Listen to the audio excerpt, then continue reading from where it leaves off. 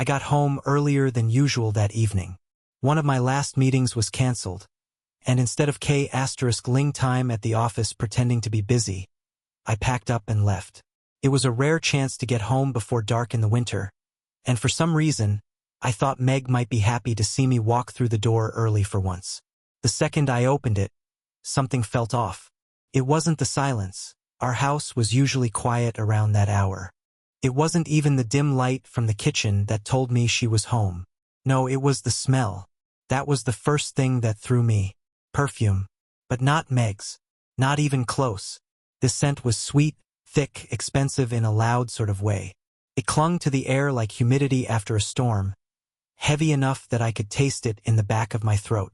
My feet paused on the mat, and I sniffed again, slower this time.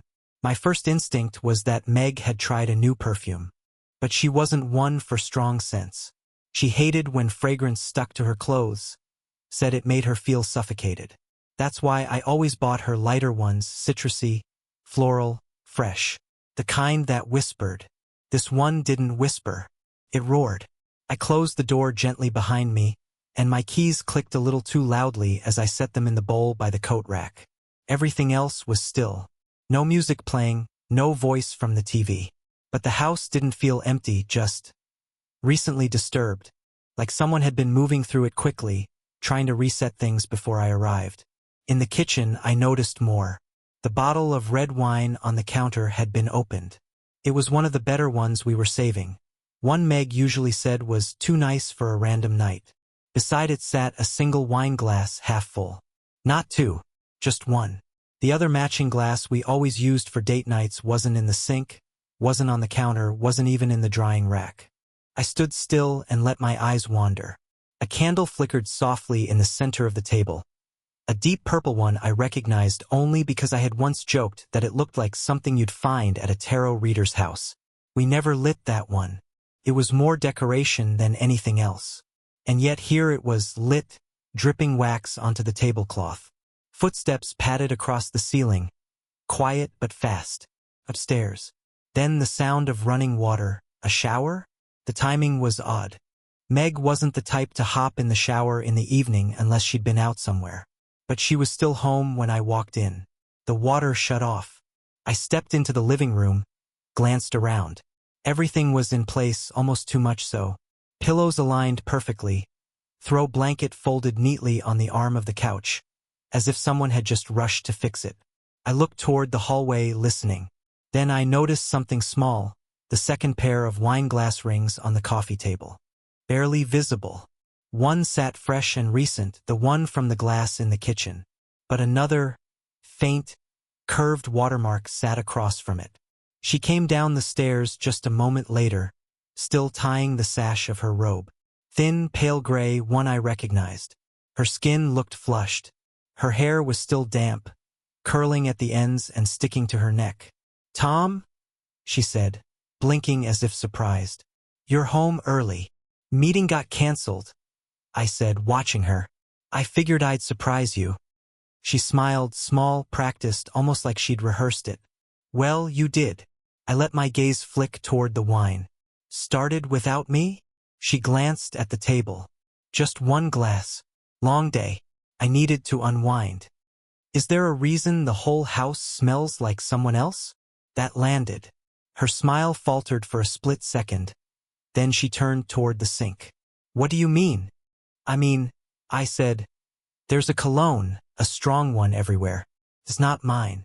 It's not yours either." She hesitated, brushing a hand through her wet hair like it would by her time. "Maybe it's yours, actually," she said. "From one of your jackets or your pillow, maybe? You know how scent lingers." Pillowcases were washed yesterday. She turned slowly, resting her hands on the edge of the counter. "Then I don't know. Maybe it's just the candle. Some of those can smell kind of musky." "I know what cologne smells like." We locked eyes for a second. Hers didn't flinch. She stayed calm. Like this wasn't a conversation she hadn't imagined a dozen times already. "I didn't invite anyone over," she said, tone carefully measured. "If that's what you're implying." I didn't reply. Instead, I walked to the cabinet, grabbed a glass of water, and took a slow sip. She tilted her head slightly. Are we really going to do this right now? Tom, I'm tired. I had a rough day. Can we not? That was her move, disarm and divert. She knew if she kept calm, I'd feel like the irrational one for pushing, for turning wine and a strange smell into a problem. Meg was always good at steering away from anything uncomfortable, especially when she was hiding something. Sure, I said finally. We cannot. She nodded like that proved her point. I'm going to go lie down. I watched her walk past me, barefoot, one hand grazing the wall lightly as she turned down the hall toward the bedroom. That cologne smell followed her faintly, clinging to the air even after she disappeared. I stood there for a while, didn't touch the wine, didn't turn on the TV. I just stood in our kitchen, lit by a candle we never used, staring at a wine glass meant for one. My fingers rested on the counter as I tried to run the scent through my memory, who it could possibly belong to. But there was no name, no face, just the sharp scent of someone else who didn't belong in my house. Someone who had been here recently, confidently, carelessly, maybe even right before I got home. The wine glass stayed on the kitchen table for 3 more days. She never poured another, didn't even touch the bottle again. I waited to see if she'd offer an explanation, a continuation of that vague story she gave me. Something. But no, it was like that night never happened. Except it did. That cologne smell was gone the next morning. Everything was aired out, sheets stripped. The purple candle replaced with one of her usual ones, lemon and mint. The glass vanished. I asked casually what happened to it, and she said she must have washed it without thinking. I started noticing more things after that. Noticing might be the wrong word. Maybe I started admitting things, letting my mind go where it didn't want to, because looking back, all of it was there. All the signs. I just didn't want to see them. Her phone used to be around, on the kitchen counter, on the arm of the couch, beside the bed, left charging in plain sight. Now it was always with her. Always face down. Always locked. When it lit up, she tapped it off before the full notification could show.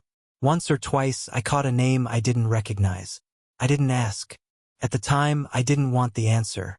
She flinched the first time I touched her shoulder while she was doing dishes. I'd done it 100 times before. A little habit of mine, walking behind her and squeezing gently, saying something dumb like, "Smells good in here." She always smiled. That night she jumped, turned around like I'd startled her, forced a laugh. "Sorry," she said. "Didn't hear you come in." That was the first time. Kept happening. Little recoils, quick steps away. Nothing huge, but enough that I noticed.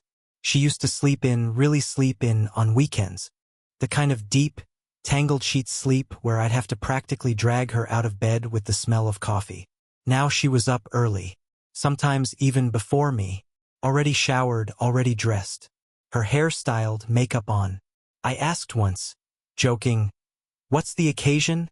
"No occasion," she said. "Just felt like doing something with myself today." But she didn't come down for breakfast.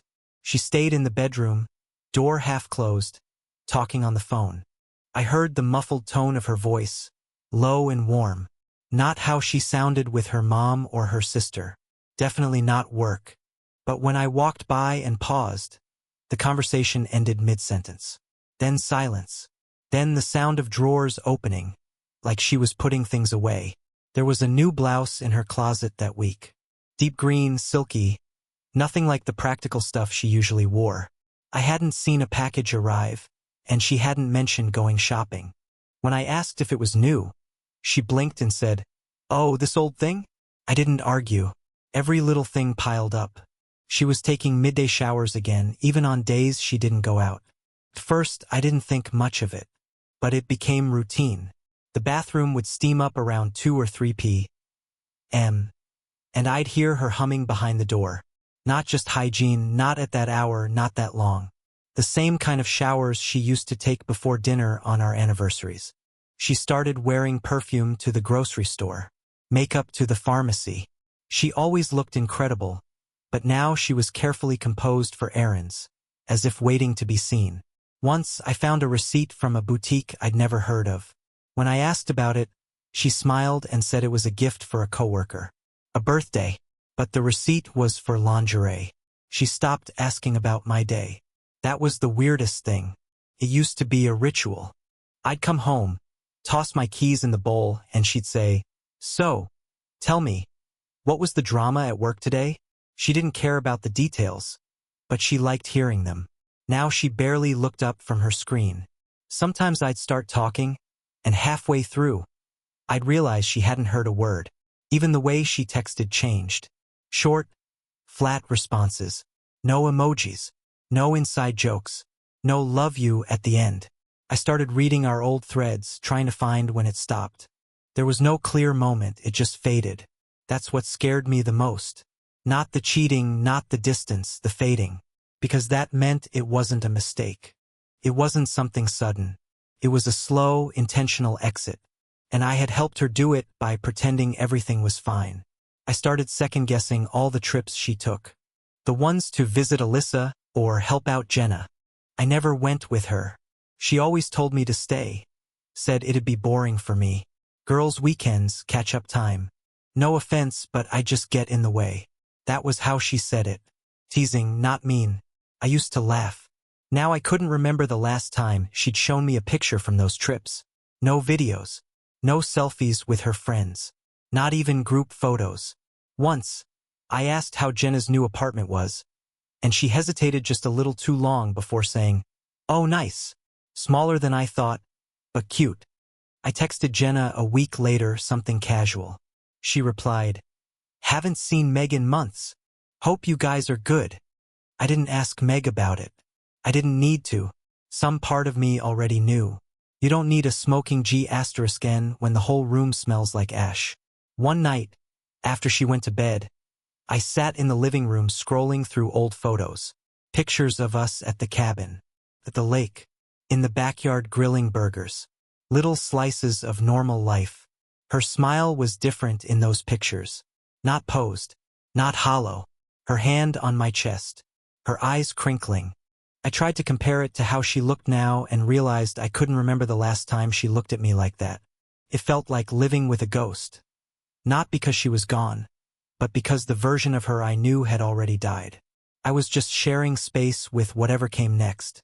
Every so often, I'd catch her watching me, like she was evaluating my mood, like she was trying to figure out if I knew. That's when it hit me. She wasn't being careful. Not really. Not anymore. She wasn't hiding things. She was watching to see if I'd react. Because deep down, she was daring me to. I didn't install the security camera because I didn't trust her. That's the part one keep reminding myself of. It was supposed to be practical. Packages going missing in the neighborhood, a break-in 2 streets over, the usual excuses people use when they don't want to admit fear.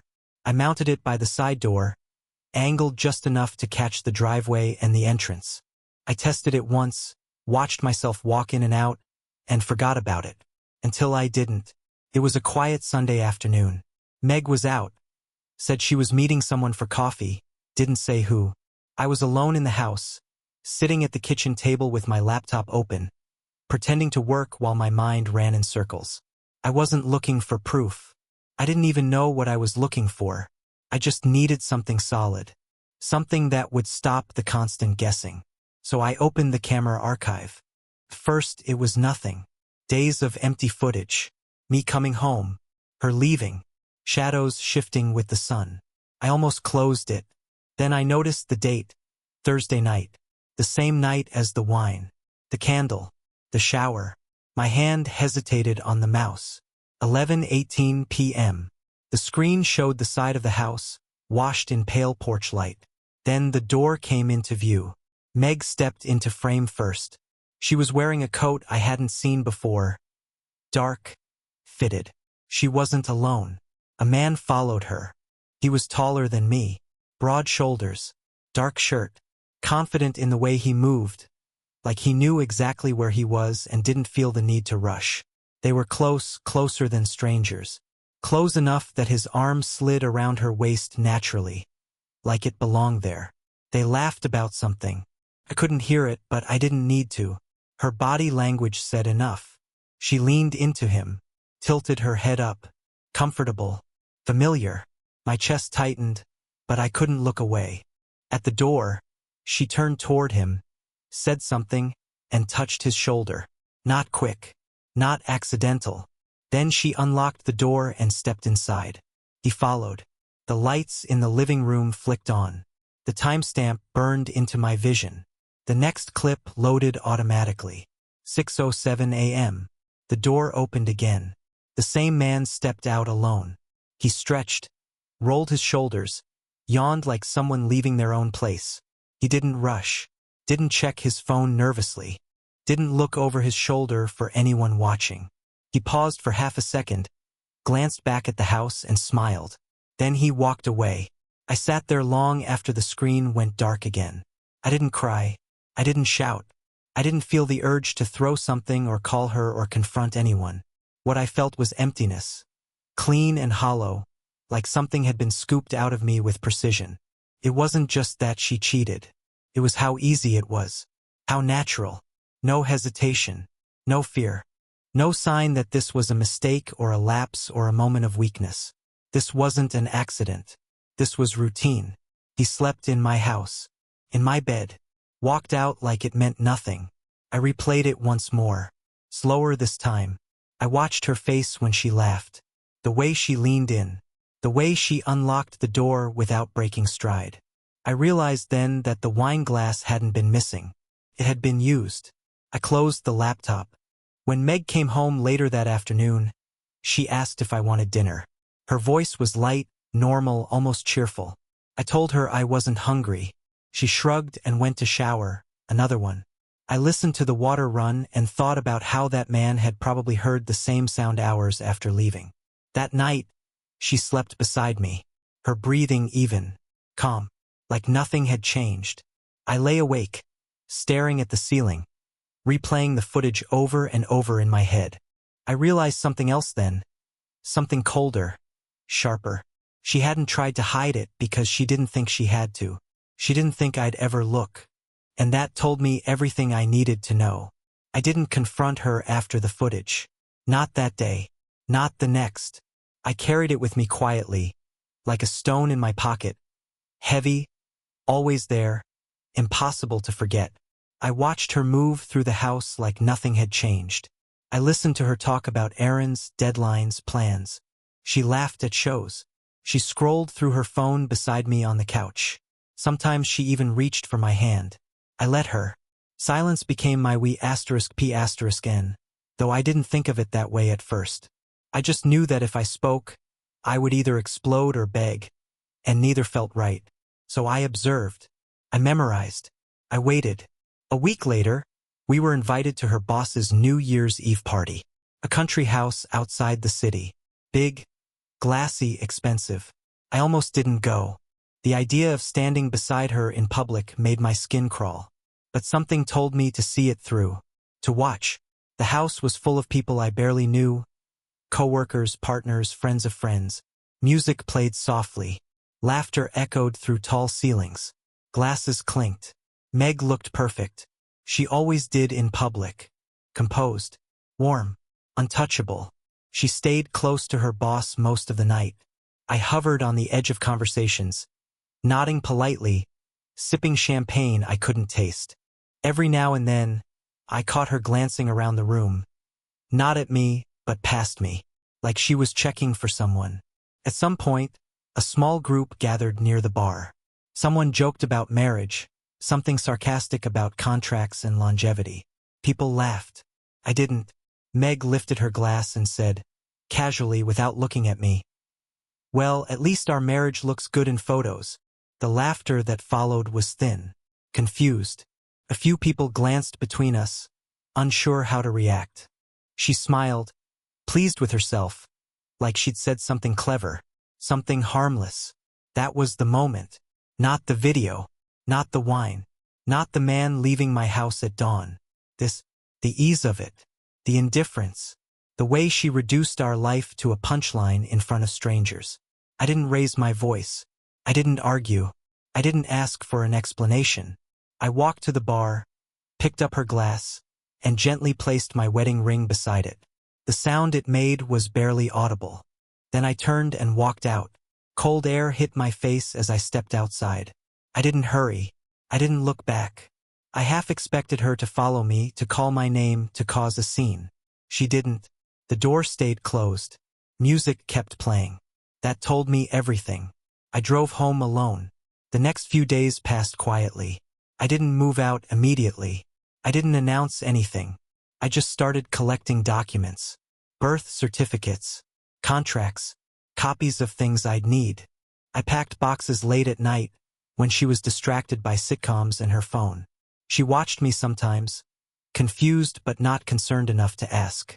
On the 5th day, she finally texted me while I was already gone. "Are you coming home?" I stared at the message for a long time before replying. "No." That's when the calls started. Missed calls. Voicemails. Not apologies, questions. "Where are you? When will you be back? What is this about?" She never asked why. That was the part that stayed with me. Because if she didn't know why, then I had never mattered at all. I didn't leave in a rush.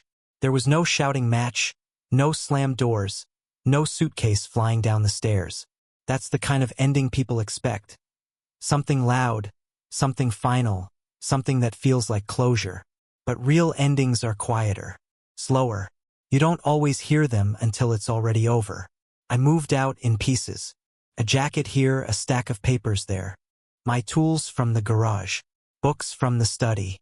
I did it late at night or early in the morning, always when she was distracted. Headphones on, show playing, phone glowing in her hand. She didn't ask questions. Maybe she thought I was reorganizing. Maybe she just didn't care. By the 4th day, the closet looked thinner. My side of the sink was nearly empty. The kitchen felt different without my mugs. Still, she said nothing. I rented a small studio in the city. One window facing a brick wall. One desk. One chair. The silence there was thick at first, like something pressing against my chest. But it wasn't heavy. Not anymore. It was a different kind of quiet. One that asked nothing from me. On the 5th day, she finally noticed. She texted me around 10 p.m. The message was short. "Are you coming home?" I stared at it for a while, rereading it like it held some hidden meaning. Home. As if the word still meant something. I wrote back one word. No. No punctuation. No explanation. A minute passed. Then 5. Then 10. Then the next message arrived. "Can we talk?" Then a call. I didn't answer. She left a voicemail. I didn't listen to it. Not out of spite. Not to hurt her. I just didn't want to hear the tone of her voice. Not now. Not when I finally felt steady. Over the next few days, more messages trickled in. Her tone shifted from confused to firm to soft. "I deserve a conversation. You can't just ghost your wife. I'm sorry if I upset you. I don't understand what happened. I'm worried about you." Not once did she mention the man, the video, the wine, the silence in our house before I left. She didn't ask if I'd seen something. She didn't try to explain. She didn't ask, "Did I hurt you?" She asked, "Where are you?" Because that was what mattered to her, location, not loss. Control, not connection. I ignored it all. Not because I wanted to punish her. Not because I was proud. But because she had already spoken her truth in actions, not words. The man who left our house at dawn said more about her than any apology ever could. She had made her choice in secret. I made mine in silence. There was no final sit-down. No last big fight. No dramatic confrontation in a crowded room. I didn't pack in front of her. I didn't leave a letter on the counter. I didn't even say goodbye. Because the truth is, she didn't deserve closure. Not the kind people give each other when things fall apart with honesty. We didn't have a breakup. We had an unraveling. And by the time I walked out of that house, there was nothing left to explain. 2 weeks after I left, I noticed something strange. My project files, the ones I'd worked on for years, were gone from our shared cloud. I checked the access history. 3:12 a.m. Meg's device. She hadn't just opened them. She downloaded everything. I didn't want to believe it. Then a colleague sent me a presentation. Different name on it. Different branding. But it was mine. My framework, my language. And the presenter? The man from the security footage. I didn't just lose a marriage. I was robbed, professionally, emotionally, personally. She hadn't just betrayed me. She'd used me. Completely. She never said sorry. Never asked to make it right. Just sent a message. I'm ready to talk. But there was nothing left to say. I changed my passwords, shut down access, deleted the old photos. Not out of spite, just necessity. The pain wasn't in what she did. It was how effortlessly she did it. As if I never mattered. No regret. No shame. Just vacancy. And in the end, it wasn't revenge or anger that cut her. It was silence. No confrontation. No closure. Just the sound of the door staying closed. Forever.